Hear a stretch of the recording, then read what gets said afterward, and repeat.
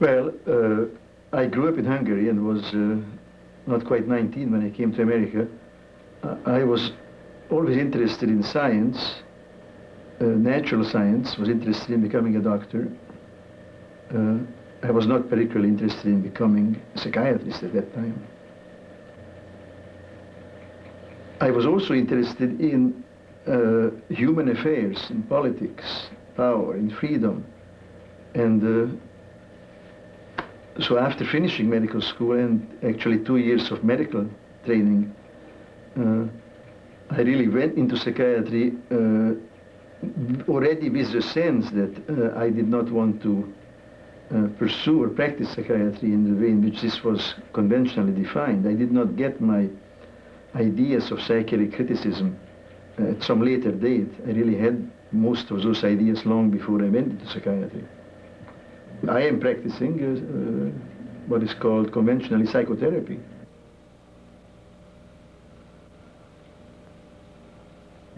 That is very important. The history of psychiatry is really not the history of mental disease in the sense in which medicine is a history of medical diseases. The history of psychiatry is really basically the history of incarcerating people and justifying their incarceration. Psychiatry begins with the construction of large institutions, originally called insane asylums, general hospitals. They had various names in Europe in the 17th century. And this roughly coincides with the time in European and in American history of urbanization, the Industrial Revolution, where large masses of poor, impoverished, homeless people gathered in cities when life changed from an essentially urban, agricultural to an urban civilization.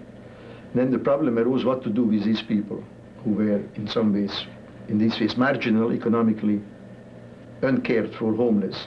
They were all herded into institutions which became the mental hospitals. And as I see it, psychiatry became the institution that justified depriving them of liberty, and then subsequently justified the idea that it isn't just that they are poor and homeless, which is essentially their problem, but that there's something wrong with them, a disease which if we cured, then everything would be all right. Societies and cultures as they have evolved through the years, and they simply come out of tradition and history. That's where all standards of right and wrong come from, as originally articulated in religion and law. Essentially, Judeo-Christian religious codes and the traditional legal codes that define what is right and wrong. And as religion declined, the power of religion declined during the Enlightenment, for the last 200-300 years, so-called psychiatric standards of mental health and mental illness really replaced traditional standards of right and wrong. Well, the fundamental question is, what is it that psychiatrists do as against what they say? Now, it's quite obvious that psychiatry deals with human beings and their behaviors, and in the main, it deals with human beings whose behavior somehow is unsatisfactory either to themselves or more often to other people. They don't work, they take the wrong drugs, they're homeless, they're poor. I mean, why are they in state hospitals? Now, this is what, in fact, they do. But what psychiatrists talk about is mysterious, I believe, non-existing mental diseases. This is where I see a close parallel to religion. That what did priests do during the Inquisition? They persecuted people, they burned people at the stake, but they talked about heaven and hell and God and devils and witches, abstractions that nobody saw, which justified what they were doing. Well, the classification of mental illnesses is really not very different from the classification of sins, on the one hand, or of medical diseases. That is, human beings do want to know, or anything else, or for the matter of foods, human beings do want to know what is good and bad. A simple example of that would be, what is an edible food, what is an inedible food, what is healthy to eat, and what is poisonous to ingest. Now, the classification of mental diseases is simply a catalogue of behaviors which is prohibited, not by the criminal law, but by what is the mental health law of various states. Again, certain sexual behaviors, certain drug-taking behaviors. I mean, traditionally, smoking cigarettes was good. Smoking marijuana is bad. So that's a mental disease. Eating in moderation is good. If you eat too much, that's a mental disease. Obesity. If you eat too little, that's anorexia nervosa. People nowadays don't realize that for about 200 years, the leading mental disease was called masturbatory insanity. Masturbation was considered to be the most mentally unhealthy thing to do. Now, for the last 20 years, masturbation is actually taught as sex therapy. So not only is it no longer believed to be bad, it's now considered to be positively good. The homosexuality was a sin, then it became a mental disease. Then in 1973, the American Psychiatric Association voted to abolish it as a mental disease. Last year, the American Psychiatric Association created new diseases. Smoking disorder, pathological gambling. So these are not diseases in the sense in which cancer of the colon or myocardial infarction or tuberculosis are diseases. Those are material diseases of the body which can be identified. These are the names of behaviors, if they are anything at all. Even things like depression. So what's wrong about being depressed? People often have good reason to be depressed. Now, it exists, but it's the disease. I use the term problem in living to get a handle on this, but actually the issue is, what is life? Now, life is no picnic. We are born, we have to go through many years of living, and then we die. Literature, of course, classic literature is full of human problems, which psychiatrists, interestingly, in the modern world, have redefined as mental illnesses. I like to use examples from Shakespeare, because hopefully many people are familiar with them. Hamlet is often said to be a case of schizophrenia. Well, what was wrong with Hamlet? He knew too much. He suspected that his mother and uncle were criminals. Same thing with Lady Macbeth. Now, Lady Macbeth is a beautiful example of what would be called agitated depression. She had hallucinations, she saw blood.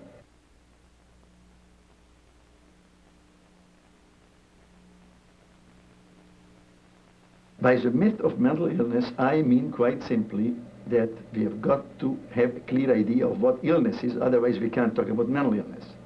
Now, we know what illness is in the modern world. Non-psychiatric physicians, scientists use the term illness to refer to a material, physical, bodily phenomenon. Cancer of the colon, coronary occlusion, tuberculosis, syphilis, AIDS. These are diseases. These are material phenomena. They are not ideas, they are not behaviors. They are things which, physical, chemical, anatomical, pathological things that affect the human body. These are literal diseases. Now, mental disease, by definition, is not this kind of a thing. If it were this kind of a thing, it would be a neurological disease, like pellagra or neurosyphilis. Now, when people say that schizophrenia is a disease, they usually mean we will discover some biological cause. But how can we discover a biological cause for all of life's problems? This is completely backwards. This is impossible. So the myth of mental illness really is a religion in which we believe that somehow God explains everything, that disease explains everything.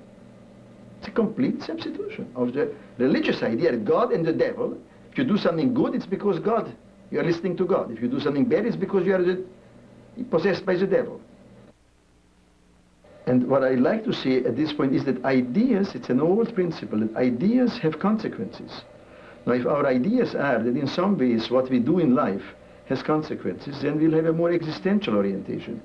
If we believe that problems like shooting at presidents is a manifestation of an illness, then that will have consequences. If we believe that a middle-aged woman whose husband no longer loves her and children are gone is depressed, that's an illness, then she will take drugs. Then she will get poisoned by the drugs. But everybody believes that this is now a cure for mental illness. So it comes down to the ideas. When people believed in a religion, then instead of using fertilizers, they prayed for a better harvest or conducted rain dances. Now we think that's superstition. I believe that psychiatry is 99.9% superstition.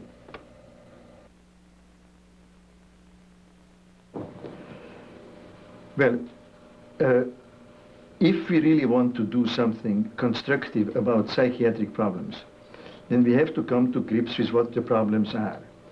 Now, in my view, there's no point in complaining about particular things which psychiatrists do, which people have been doing actually for hundreds of years, locking up people, abusing the insanity defense, lobotomy, electric shock, misuse of drugs, and so forth. There is no end to these complaints. As I see it, we have to take our ideas, as I said, seriously. The problem is twofold: what psychiatrists do, and the fact that they have certain powers to do it. And the analogy here to religion is a very close one. Obviously, people don't like certain ideas, religious ideas. They will say those ideas are abusive, whatever they might be. Obviously, anyone's idea, anyone who is religious thinks another religion is wrong. But there's no problem here, really. I think our solution lies exactly in the same solution that the founding fathers in the United States developed for religion. And that is separate church and state. Separate psychiatry and the state. Now, what do I mean by that? I mean, leave psychiatrists to do whatever they want to do, just like priests and rabbis, Buddhists and Shintoists can do what they want. But they have no power to do anything that anyone doesn't want. All the power goes back to the consumer. But all the responsibility also goes back to the consumer. The consumer, the so-called patient, would be protected from being locked up involuntarily because he's depressed, he wants to commit suicide, he doesn't go to school, his parents don't like him, whatever. He would be completely protected. But he would also be responsible for what he does. He could not plead insanity when he kills somebody. He could not get free room and board in a mental hospital when he has no other room and board. He would have to be on welfare. He would have to somehow manage his life differently. In other words, all the persecutions and all the protections of psychiatry would have to be removed. Now, this is what no one wants. And this is why I do not consider myself an anti-psychiatrist. I consider myself a critic of psychiatry. Jefferson and Madison were not anti-Christian. They wanted to rid America of the power of priests, to lock up people, to deprive them of jobs, to excuse them of things. Priests should be able to peddle their beliefs to whoever wants to buy them. Psychiatrists should be able to peddle their beliefs and their methods just like people can buy and sell lettuce or tomatoes or automobiles or cameras. But they should have no power. Thank you.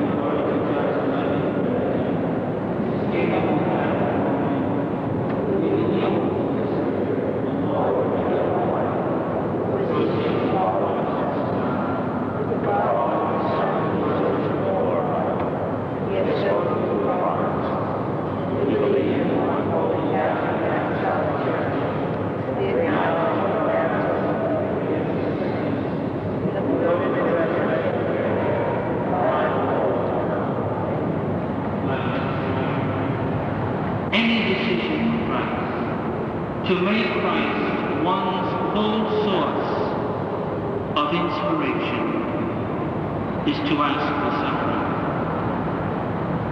But there is something beautiful, strange as that may sound, in the whole notion of suffering.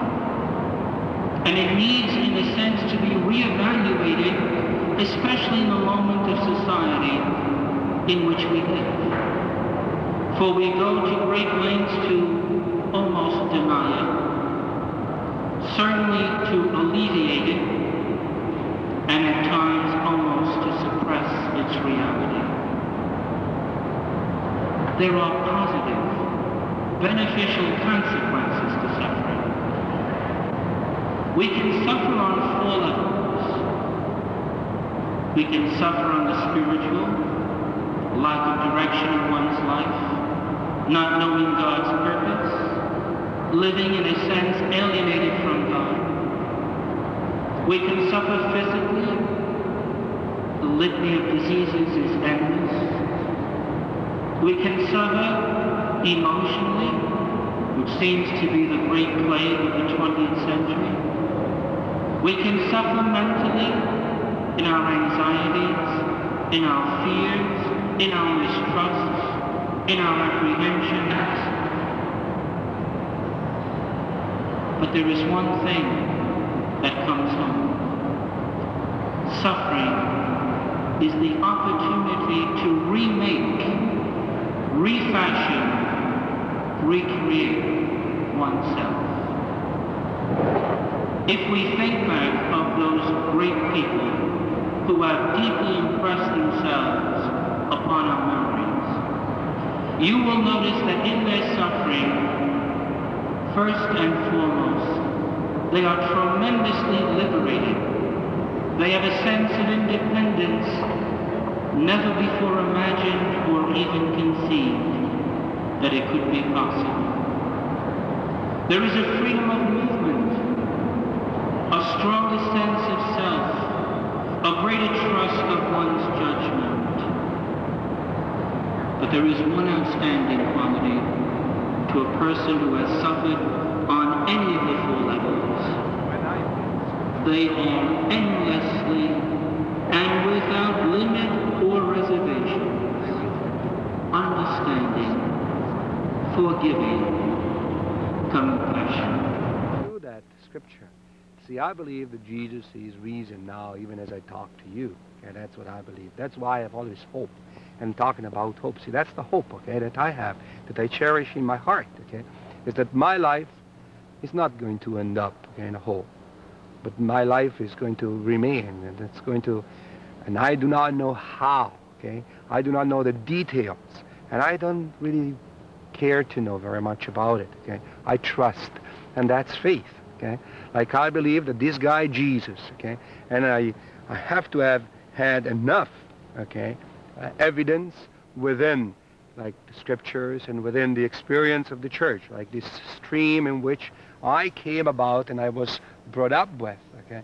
Enough evidence to feel that the trust I have in Jesus, okay, is enough to kind of shape my life. And so he is the one, okay, that I believe, okay, and I let guide my life. So I trust him. It's like between you and your girlfriend, or you and your wife, okay? Like there is a basic trust between the two.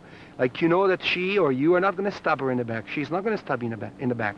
So you feel secure, okay? You feel that you have a starting point, okay? That doesn't mean, okay, that you have, you know, your relationship is going to march on very easy, okay? It's going to have the ups and downs of any relationship. But you have a starting point, okay? Like, I trust you, okay? I believe you. I love you. And I know you love me, okay? And now we can do whatever we want, but that's where we start from. A personal trust, okay, in God, okay, and I would say also in oneself, okay. I trust that my trust is not some kind of an illusion in my life, okay.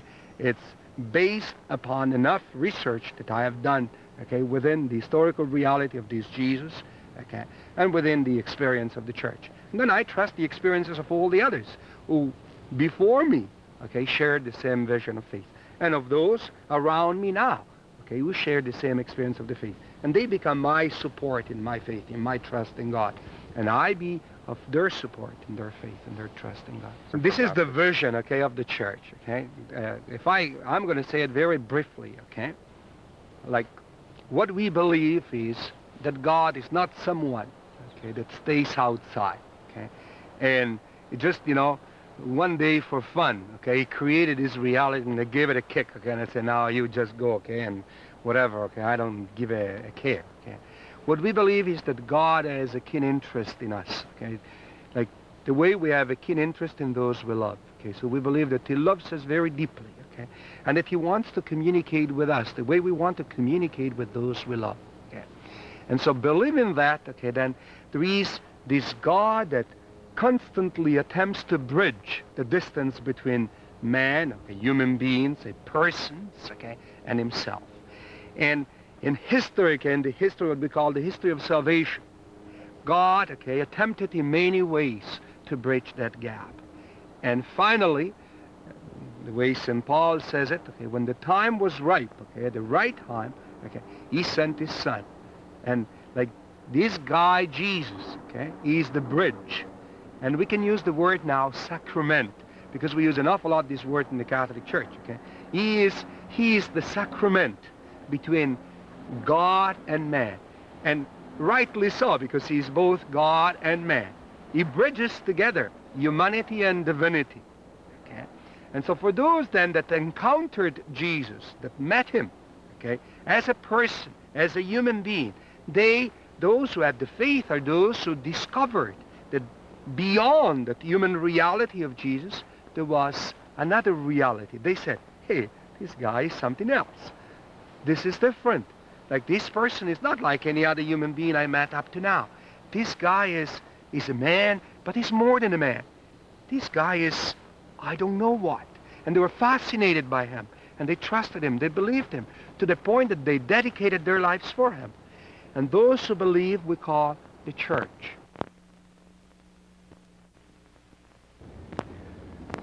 Well, I came to this country many years ago now. It's the first time I actually say many years.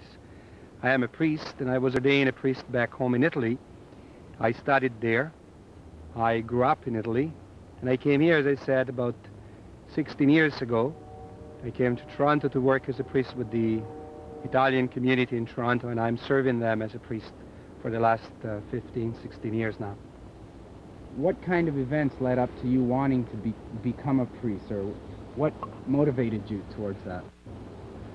Well, I should say that probably the first influence came from my own family, and then from the priests that I encountered as a child, and that desire to be like them, I suppose. And through them, and then a series of events that are some controllable and some uncontrollable, like they just happened, they took place around me. When I was 11, I went into the seminary. Hope, okay, to those who were lost.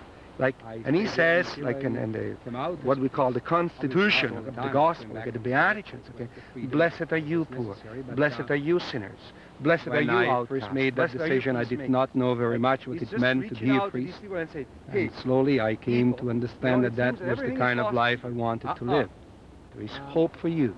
And he says, the hope is not because you can overcome whatever like difficulties or problems you have, but I can help you overcome them. And he's the one I want to be a priest now. And the reason why I decided to become a priest was, I suppose, because I believed that I could serve, someone that puts people together. And he builds, like he says, I came to build the kingdom. Like, weak And in the society. kingdom, my kingdom is not of this world. I'm not That's interested why I in came to power work and with all immigrants that, here in I know. Toronto. I'm interested in the fraternity. I'm not and trying to and say so that the they're poor sacraments, the church, or handicapped, but they have their own doing that limitations work. and if we they see carry how their own specifically- load, I would say. Specifically, each one of the traditional I, 7 sacraments in the church, okay? I So we felt see that I baptism. could live my Now, life in this happily context, by serving people. It's the church in the now, name which of is the the reason, Lord. And that's It's why using I the decided church, to which is the visible part, It's been okay, fun ever and the since. water Tell to me a touch little an bit about individual, what say a little the Lord baby or an is, adult, what God and is. it says, hey kid, That's a very I love you. complicated question And- again. you can call And me daddy, also what it call is me and- Abba. And this is the message of Jesus. in what God form is not a it's mean here guy or up in there what that form abandoned it is. humanity. But he's a father, he cares how for do you you. know And for this sure comes that's true? constantly in his message, okay, in whatever he talks. And so there, okay, at baptism, the church, through the I church, should say that Jesus, each one of the us risen Lord, experiences Father, okay, God touches this baby and in says, his own, you their own way. belong. You are I part of came my to community, experience of my him fraternity. within In my communion, family and okay, then like within Jesus the at Christian, Last the Catholic Supper, community. he says, And in a the way I very experience God is mysterious kind of an the loving action. Father He took bread that and wine, sent Jesus and he to broke us to it, tell us and he said, about "Take his it, love, eat and about his it care is for my body, mankind. it is my blood." And I mysteriously, came okay, he attempted and to say to know his people, Jesus okay, through Scripture I love you and so through much, okay, that I'm willing history to and give the up tradition my own of the life for you, church. so that you understand And I mean I came seriously to what I say. understand that he's a And the loving breaking of the bread God, loving Jesus. symbolizes And the breaking of his life. Where I he came gives to believe himself that, and to others. I And strongly the sharing believe of the that cup, now, and it that's why I symbolizes live of him. for him. And I believe that Sharing now he's his own reason life, that his he's own alive, blood, Jesus, the with Jesus of humanity. Nazareth, the And man why Jesus. Is this consumption like And of the that body and blood of my own life is Why- kind why of is it brought about in that way? That's something I've always journeying back, walking Well, back almost towards like him. consuming part And of I God. am attempting to See, live it, day by day, first of all, by day, it- according it's to his both vision. symbolic, okay, Oh, and real, okay. It's not that we eat God, just okay? important. I guess in old religions. Well, I don't think there is kind of a know little blind enough faith. comparative study of religions. Like okay, when it comes the to the result is an existence of attempt God, it's not to become something you one can with the divinity. demonstrate mathematically. Humanity. I think we have enough human hints relationships around as that there's an attempt to become one. can Okay. refer Well, to- marriage is one. Okay. And the in two the become final one. analysis, though, And it it's is a that fact attempt that I of sharing, have to okay, believe keep that way, I'm not okay, and almost being the one. result I of think we chaotic are reality like or constantly some sort of referring a back to God.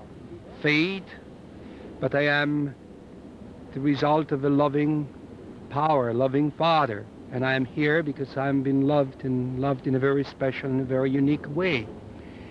And that I believe, but as I was saying, it's based on the fact that also I feel comfortable enough to say that I have enough evidence to reassure me that my belief is not just some sort of a pie in the sky, but it's based Bread on that makes solid us reality, one, which is okay? But it's not sufficient for some me. sort of a common And bread. It's a strong enough bread which we believe, okay? And my life, It live my life signifies in a certain way rather than any other way. the presence of the risen Lord among us, okay? And so it's Him, okay, that remains present to us, okay, in a mysterious way. But just as much as I do not understand, okay, what the resurrection is, like if you ask me, what does it mean that Jesus... See, Like, we have to how does- define what like, mental how does it illness fit now? is Where to is he? begin with. I'm not going to an answer expert in that, but And I don't I care really could to say have that the way I see know it, that the people who early are church, like the apostles, trusted so-called or we classified rely on as God. And that's where I mentally based- I risked ill, my life. mentally ill is people that at a certain point, for whatever reasons, they could not cope anymore with reality around them. And so they, for some reason, kind of switched off or walked away or kind of moved out of that kind of a normal called reality. And having said that, I think that the church considers then a person who lives this kind of an experience to begin with as a person and then attempts to deal with him or with her all the time from that point of view as a very special person who has a very special need, I should say. But basically the way we look at that person is that she or he is a child of God. And so like, is that approach that Jesus had at the But going back beginning, to the sacraments, like he you had gotta some sort of a understand, that's empathy meaning, for What any did you do human up at the being. altar? And he attempted to reach out to every human being who needed help. There's nothing Like he magic. cared for them. And that's the believe approach that the church is taking in the towards celebration people of that they youth. are mentally ill. By repeating the words of Jesus, okay? we believe that he becomes present to us, okay, but not in some sort of a, see, this is the temptation, okay, that it's some sort of an abracadabra type of thing, okay, like, you know, okay, and then what are the here it causes is. of mental illness? And I'm not an expert. I'm sure that experts could, See, just in their it's research, based on the they fact probably the reason know that there Jesus are multiple reasons. There are very many reasons why a person is or kind of get this or becomes mentally ill. I think that today I kind of suspect that probably that the most common reason is the type of pressures that people are under. And so, like, they just cannot cope with them anymore, and they just quit. And then it could be the family, it could be relationships, it could be, I don't know, like all sorts of reasons behind it. And I think if there is anything that we can do is to try and attempt to create conditions where, like, the causes for mental illness would be overcome. That's what we call it, faith. But like in confirmation, okay, that's the same person, like it comes again from faith. Like, see, the sacraments, okay, are based on faith. There is no other reason, okay, and there is no logical explanation in that sense. Are, used. There is a logical explanation when you have accepted the premise, okay, then everything fits into place. It's Okay? a very Like all the broad kind of a consequences sentence or a word. The premise is And in society, everyone fits in. And I guess it's usually in today's society is the powerful that kind of define the norm. And obviously, if you are within those parameters, you are accepted. And if you are outside, then, you are dealt with in a different way. I'm going to be walking. I think that normality and abnormality is not some sort of a black and white kind of a definition. It's a, when we talk about mentally ill, okay, it's normal and abnormal. It's very kind of a, it's not, as I said, black and white, but it's gray. It's Given. And he was challenged, like we have accounts in the scriptures. Positions in which a person could find himself or herself in. Can't forgive Society, sins. only God can forgive sins. And he took that challenge, and he kept on doing it. Actually, he asked his people, the individual, I think, I hope, okay, that we will instead be able to look at people as people, like first, as a person. Priest, okay, touches the individual again and it says, your sins are forgiven. And now I'm telling you that on God's behalf. I mean, wow, what a pretense, okay? I mean, the nerve, okay? I'm doing it in the name of God. And the Acts of the Apostles have an account, beautiful, like when one day Peter and John, they go up to the temple and they meet this person, okay, he was a cripple. And they say, we haven't got anything to give you. We haven't got no dollars, no gold, no money, nothing, okay. But in the name of Jesus, say, okay, that stand up and walk. around the street with no clothes on. It's like I don't know if he walked, if he didn't walk. To me, it's irrelevant. Okay? Like what they're trying to say, normal. It's not is normal that in terms of this individual religious really normality or was normality. helped. Fernando Beaufray, you're talking about, okay? Like in many of these shrines, okay, of the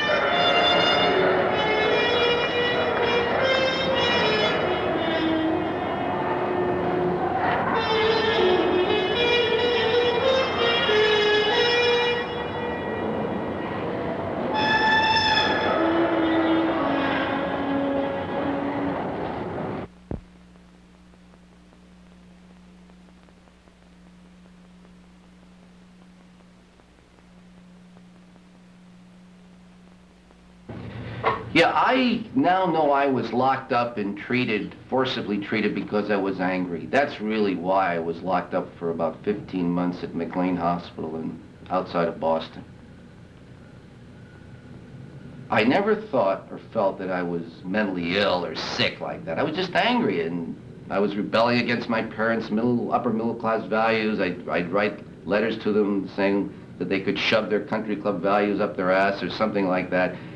And the night I was forcibly transferred from Austin Riggs Foundation, where I'd spent 7 months in an open kind of place where you could come and go as you want, to what they call a closed hospital, that was because I was angry, dared to show my anger. I didn't hit anybody, I didn't commit any assault, I just threatened the shrink that I was seeing every week with a phone. I said, how would you like this in your face? Because I think he said something which teed me off or something. I never touched him.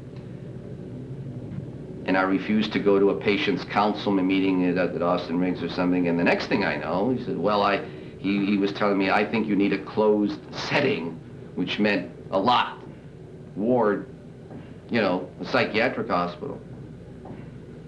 And before I knew it, I was given a shot in the arm or the ass, I don't remember which, with sodium amytal, which knocked me out for a while. It drugged me to such an extent I was in a thick daze, and with a burly attendant, a nurse on either side of me. In the dead of night, I was shipped by car to western Massachusetts, to eastern Massachusetts in Boston. Next thing I see that's facing me is these barred windows. And all because of my anger.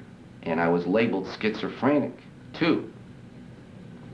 Not because it exists, because I don't think schizophrenia and any other psychiatric diagnosis exist. I mean, they're bullshit, stigmatizing, invalidating terms that don't have any medical evidence to back them up. Nevertheless, because I dared to show my anger openly, and I threw a few temper tantrums in my room, largely because I didn't like being locked up, I was labeled schizophrenic. Oh, I just knew I felt very confused. I didn't know what the hell I wanted to do with my life. That was basically it. And I was a very confused guy, which is normal in growing up, right?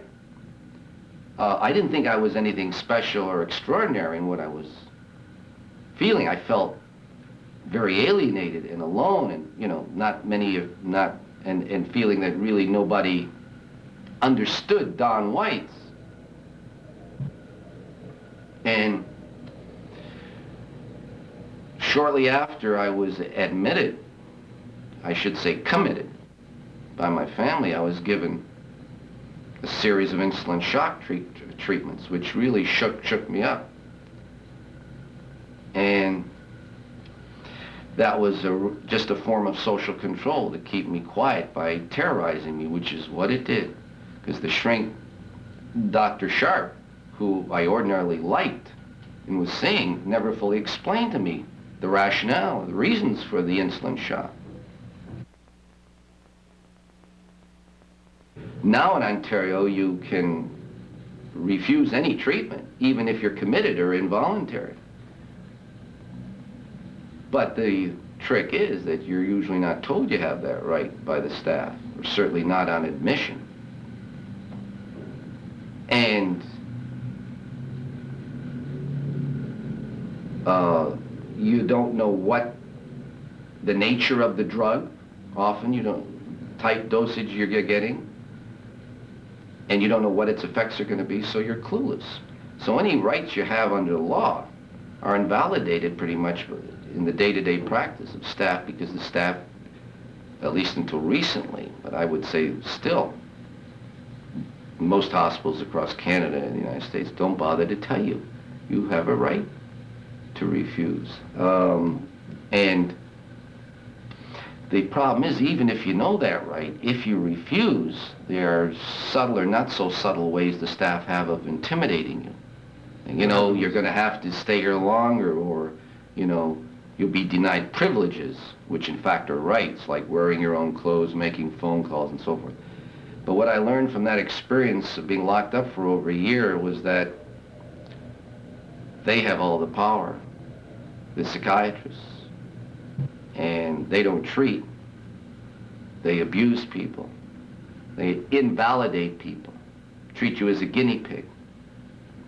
I didn't realize that until years after I left because I was so brainwashed in thinking that this was necessary. From my own personal experiences, and also having talked with a lot of other inmates, and I prefer to use the word inmate rather than patient because we were not voluntary. We didn't bargain. Most of us who ended up in psychiatric institutions did not bargain for being treated as an idiot or a prisoner, you know, without rights. But I feel I can safely generalize, make some valid generalizations about the psychiatric system in Ontario and practically anywhere else in North America. And that is that what's going on is not only abuse and torture or torture-like treatments, but terrible invalidation of people as human beings. And that happens because I think psychiatry has been given so much power by society in general and through the laws to control your whole life in an institution. For justification, psychiatrists, you say, you know, that you're mentally ill, which is a myth, as Dr. Thomas Zaz has written about and has spoken out repeatedly over 20 years. The medical model has justified, the medical model consisting of labeling people with bogus, false psychiatric diagnoses and then treating, quote, treating people for non-existent illnesses has resulted in an epidemic of problems in identity of I mean, it can't be measured, I don't think. The statistics will never be able to tell the story. The medical model in psychiatry should never have happened. It belongs in medicine. What psychiatrists have done is label me and hundreds and thousands of other people in North America as, quote, mentally ill or psychotic or schizophrenic, where actually we were just angry and confused and uptight people, and maybe still are, for good reasons of growing up or being out of work or being separated from someone we love or suffering a death in the family. And that's enough to trigger all kinds of emotional upset. But being emotionally upset and confused is not mentally ill. It's not an illness to be depressed. It's not, or to be down. It's not an illness to be too high. It's not an illness to hear voices that may be a very precious mystical or spiritual experience that in other cultures would be greatly valued or rewarded. Certainly not grounds for locking you up and depriving you of all kinds of rights. The medical model has to be attacked, and it is being attacked. But the medical model has spawned all kinds of terrible treatments, which in fact are abuses, like drugging, which psychiatrists in the medical profession called chemotherapy, electroshock, shock to your brain, which is called electroconvulsive therapy, and one of the most horrendous brain mutilating procedures called lobotomy, now called psychosurgery. Let me talk about drugs for a while. Drugs, the drugs I'm talking about are not like aspirin or sleeping pills. These are chemical straitjackets, heavy tranquilizer, heavy antidepressant drugs, which in fact are chemical straitjackets in the sense they take total control over your body so that in effect you feel straitjacketed by this drug. Your thinking is slowed down. Your movements feel are like glue. You can hardly feel any real emotion of love or joy or anything. And after months even, not years, just a few months of being on these drugs, like Thorazine and Stelazine and Mellaril or Modicate, or Moditin, it's called Prolixin in Canada. in the United States, Medicaid is called Prolixin. The 1984 drug, where 2 to 4 to 6 weeks of your life at a time is controlled by one dose of one drug. Imagine.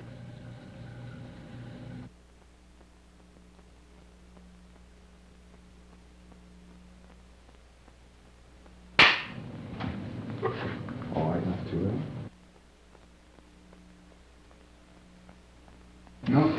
Well, about the psychiatric drugs, I was mentioning that these are chemical straitjackets. They are not bona fide drugs to help or cure you of any recognized illness at all. Now, and the reason I say, of course, that they're straitjackets is because they tie you up, they immobilize you. And one of the most horrendous effects, the direct effects, which the shrinks keep calling side effects, is a disorder, an actual disorder called tardive dyskinesia, which means there's a disorder of the central nervous system that is incurable, and that consists of involuntary shaking of the face, the tongue, the lips, the neck, and other parts of the body, plus incredible pain, cramps, and so forth in parts of your body, caused by dosages, even at the safe or therapeutic level, of any one of these major tranquilizers, which are known in the trade as phenothiazines or neuroleptic drugs. Now, problem is, this disorder, which is always an indication of brain damage, isn't detectable until the drug is stopped. So much for the tranquilizers, which are given out like candy. The history of shock is another serious psychiatric abuse. I call it a crime against humanity, like drugging. This is deliberate brain damage going on. Shock going through the brain from 140 to 200 volts, supposedly to snap people out of depression. This treatment is called by the Canadian Psychiatric Association and the American Psychiatric Association as safe and effective. Safe and effective for what? People are permanently damaged, sometimes as few after only 2 or 3 shock treatments. They can't remember things.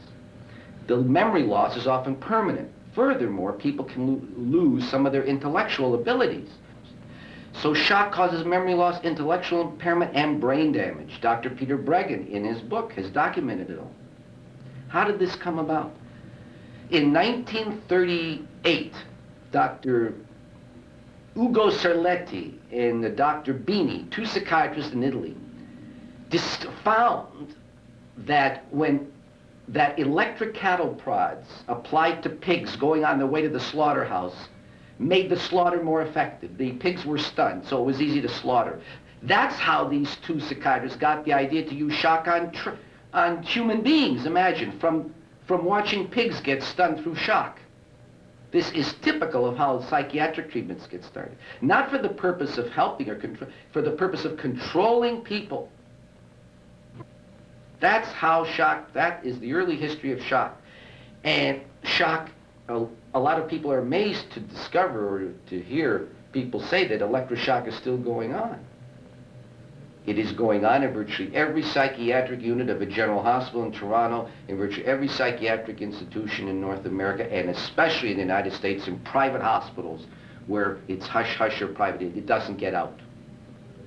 Shock treatment, in my opinion, because it has all these deleterious, harmful effects, should be abolished as unethical and cruel punishment, the way drugging should be abolished.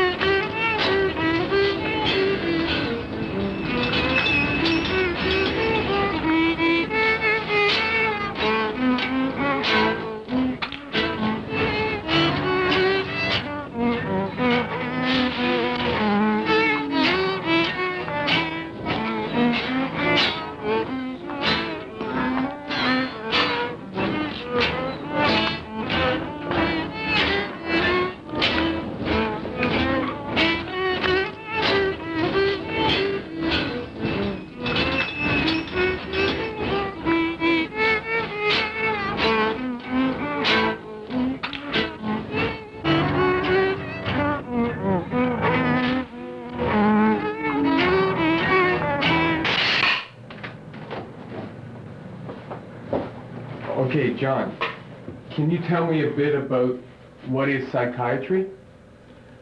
Yeah, well, what is psychiatry is the treatment of emotional problems. What is mental illness? Well, mental illness is people that don't think normally, I would say, and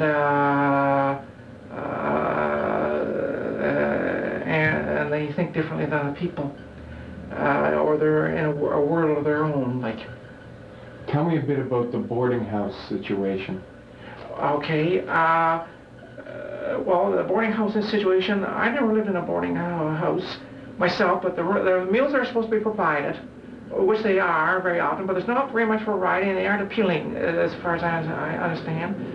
And they have 3 or 4 people in a room, and people don't have their own rooms, and they don't respect one another's belongings, and that, I don't know whether they might have a little bit of furniture in there to store your belongings, or you might have a drawer or so, but you don't have your own room at all. You have to share a room with 3 or 4 other people. And often things get taken, and the operators are interested in making money. They don't care about people's privacy or people respecting one another's belongings or anything. So tell me your relationship with On Our Own and how that began and what you're doing now. Yes. How I became to know On Our Own was, I was living at 140 Manor Road East, and they left us a flyer around the door asking for donations for their store at 754 Queen Street West. And I had a couple of irons and whatnot, and I thought, well, it sounds interesting. So I brought them down, and I went to the store. I think they were just opening up. They had not too much stock, and Don Waits was there, and 2 or 3 others. Don Waits said, come on, sit down, and they gave me coffee and some donuts. And I donated these things to the store. They were holding meetings about selling up the store and the lease and that at St. Christopher House, and a meeting in a room upstairs. I did come to several meetings, but it just didn't seem to appeal to me, so I didn't bother joining. Well then, at the street festival, Parkton Street Festival, which they have every year, some years On Our Own had a booth there. And Susan Partridge was there, and she told me something about it and said, well, why don't you join and all this, and it's for ex-psychiatric patients, you know. And so I did. And I have volunteered quite a bit. I've been elected on the board once as member at large. Not right now. I didn't get elected in this time. And I have looked at dropping a ton of time off. I am right now at present. I volunteer in the store a bit too. What's the purpose of On Our Own? Well, the purpose of On Our Own is to help people get confidence themselves, like the store, and prove to people that we can do things, because the public in general believes that we're nothing and we can't do anything. But anyway, and also to make people know about mental illness, and also fight for our rights, for the right to refuse treatment and different other rights, and the right to good treatment and housing, and not forced treatment and other injustice. What do you think about shock treatment? Well, I never had any shock treatment, but I think myself it would be best that they banned it. Because as far as I can see, in most cases it just does damage. What kind of damage? Well, people are one of the ministers of the church that helped in it prevents them, it makes memory loss, and they lose memory, and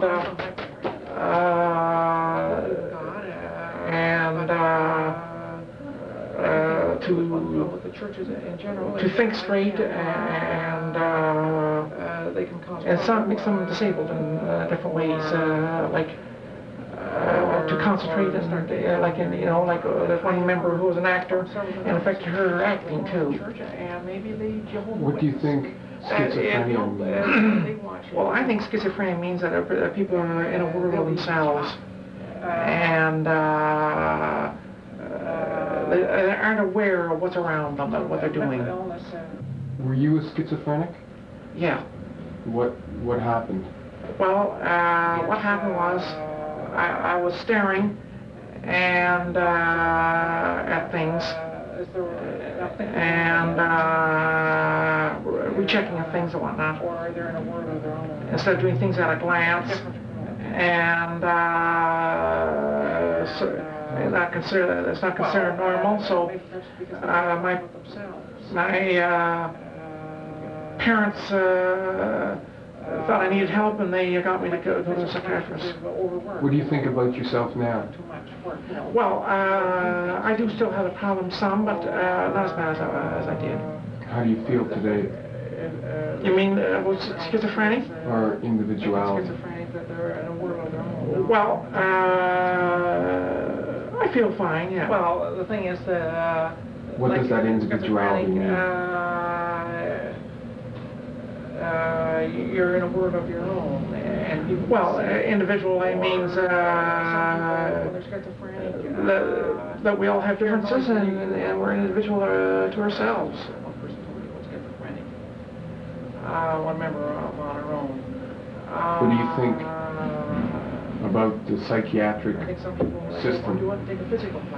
Well, I think it could very much improve, like the injustice that has been done. And another thing is, in the psychiatric system, they don't make sure people have houses to go to whatnot, or they get sent to some awful place, and if they don't like it or have a complaint, they just throw them out in the street, and they don't have anywhere to live. And I think they could have more support systems and follow up on people and help them be on their own, and they don't. They think that we can't do anything and everything should be done for us. I think we should learn and are able to learn to do things ourselves and take care of ourselves. If you were to say one thing about the misunderstanding society has about mental illness, how would you tell the audience? Well, I would just tell the audience that we have problems just like anybody else.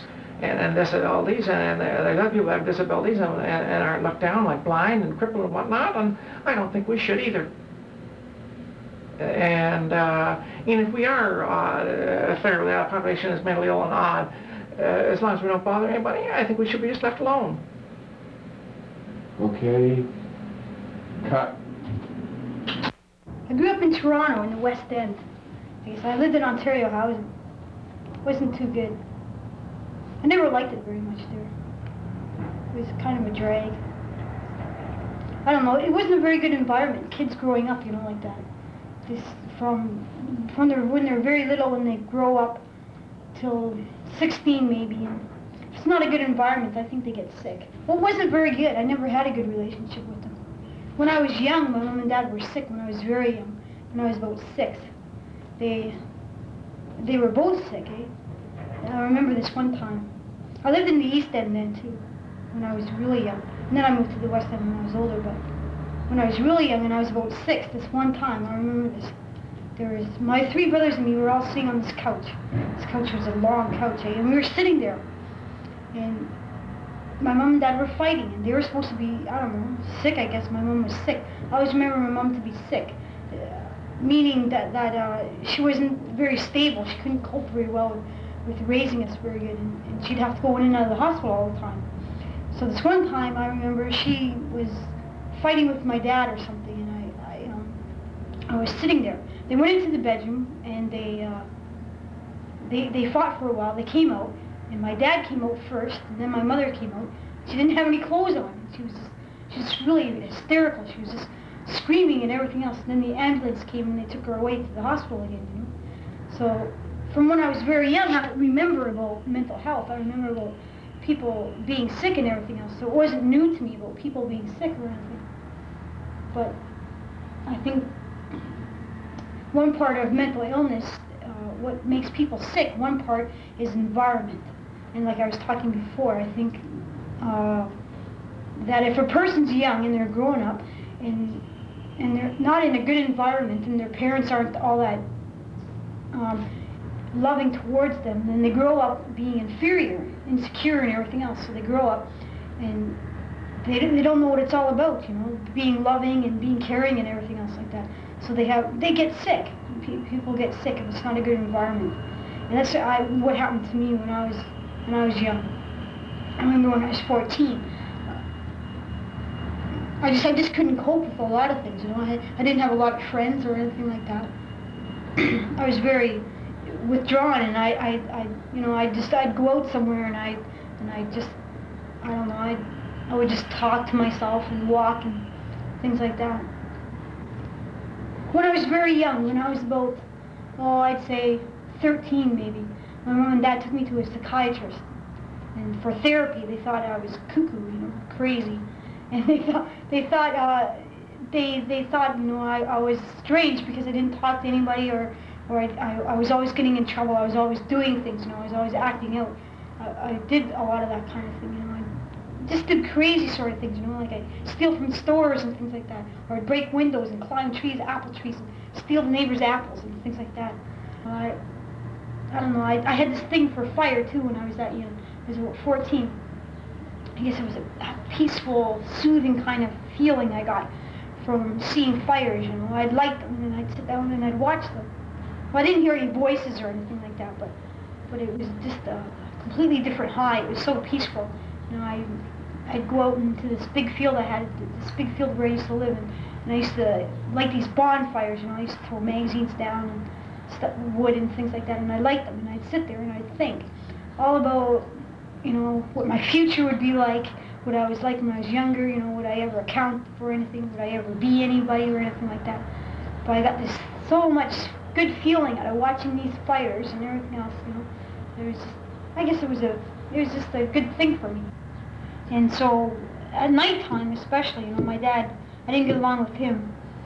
You know, he'd come home from work and I was going through a hard time with him at that time too. And I just couldn't get along with him very good, you know.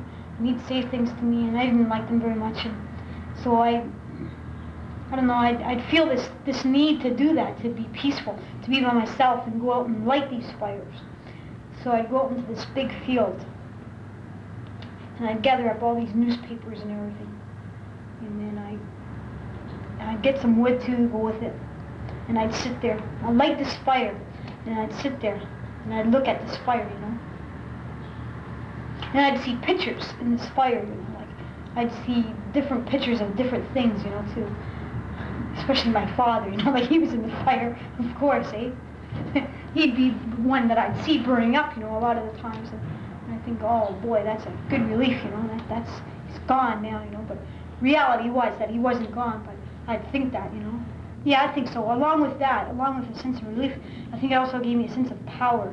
That was my thing, and that was going to be the power I had to feel better, you know. Later on, as speaking of power, later on when I got sick, it was knives. It wasn't fire. It was knives.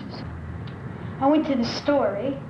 I stole this big knife. It was a long knife. It was about, you know, I guess about 8 inches long, eh? This knife, and I was in the store. I was kind of scared, eh? Because I didn't, you know, I didn't want to hurt anybody really, but these voices kept saying, you know, this is what this is for, you know, you got to steal this knife and hurt somebody, you know. So I went into the store. It was a tower store, a department store thing. So I took this knife and I put it down my pants, and I was going to walk out of the store, but I didn't. I got caught, of course. At this time, there's the store detective. She caught me, actually. And she said, why did you take the knife? My immediate response was, I want to hurt you, you know. I'm going to hurt you with this knife, you know. She thought, yeah, this kid's crazy, you know. So she phoned the cops, you know. The cops came down, and so he asked me the same question. He says, why do you want to take the knife, you know? And I says, I'm going to kill you with this knife, guy, you know. And he says, this kid's crazy, you know, like, we better take her to Queen Street. So they did, you know. They took me to Queen Street after I stole that knife. I never got charged that time because I was supposed to be crazy, so they took me to Queen Street. They didn't bother to charge me because they thought I was a Looney Tune. So I guess that was one good thing about being crazy back then. And I hated it inside Queen Street. You know, they gave me medication to sleep that night, you know. And boy, I slept all right. I slept a good part of the morning away after that too. I was, you know, I woke up and I was kind of groggy and everything. I saw this psychiatrist and he says, well, he says, you just continue seeing your social worker and go home, right? And I thought, oh, that's good, you know. So that was okay. I didn't want to hurt anybody, but these voices told me that I should hurt people. You know? But also I thought other people wanted to hurt me at the time. I was really paranoid. And I get this awful anxious feeling, and I think other people talked about me. And I think that they wanted to hurt me too, you know. So I had to hurt them back in return, you know. So I did. I did once. I hurt somebody once. And so after that, I kind of felt kind of guilty, I guess, about it after hurting somebody, you know. After I came out of Queen Street that time, after I stole the knife, being psychotic to me was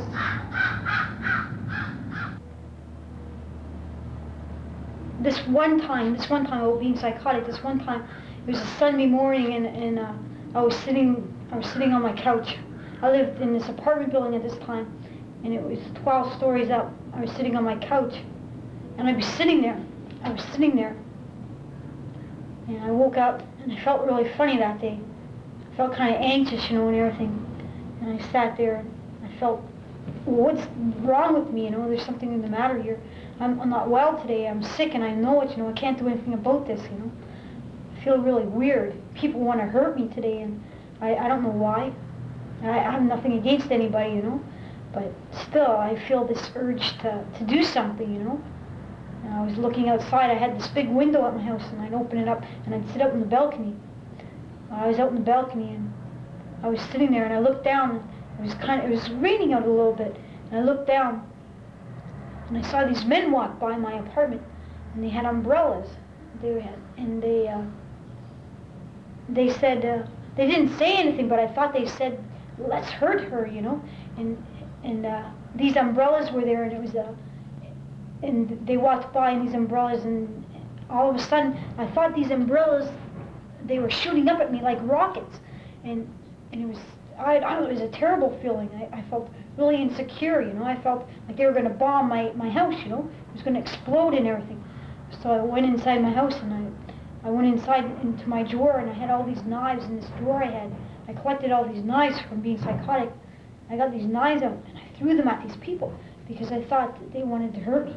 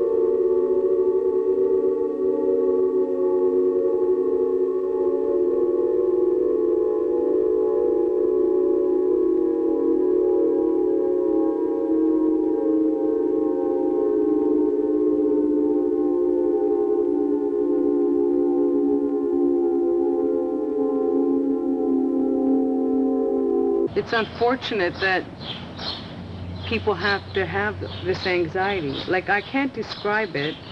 It's just that, it's just the feeling inside that you either know something is going to happen, or you feel that something is happening, and you can't do anything about it, and that the only thing you can do is think of what has happened, and then think what you can do about it, and think what the results would be, and just accept it and live with it.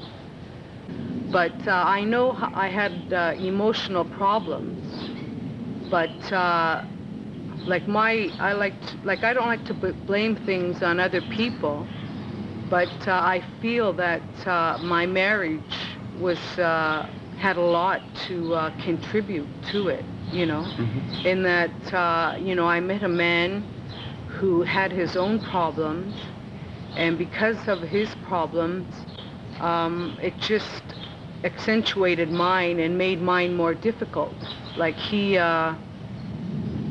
wasn't a very loving person. Not that I was looking for a person who could give me a lot of love. I guess we more or less destroyed each other. Believe in God, and at certain points in my life, because I was brought up a Catholic, I prayed to God a lot, and like some people, have something that they believe in, and my belief at that time was God and that He would help me.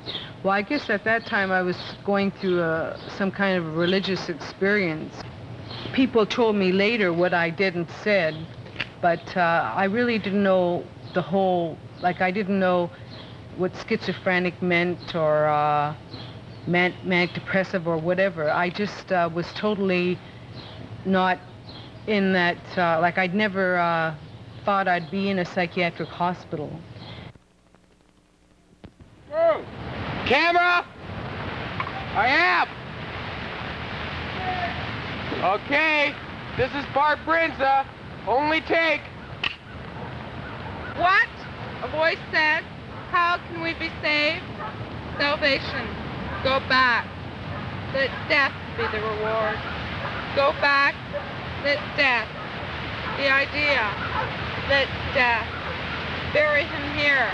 I was born. How can we be saved? No response. The age of reason is the advanced society. We are all diseased, seeing and not seeing, the caked mud on my eyes, a silent scream shakes my throat, the smile of man smothered my voice. Yes, I drank that water. Yes, I took that pill. Yes, I am fully sedated.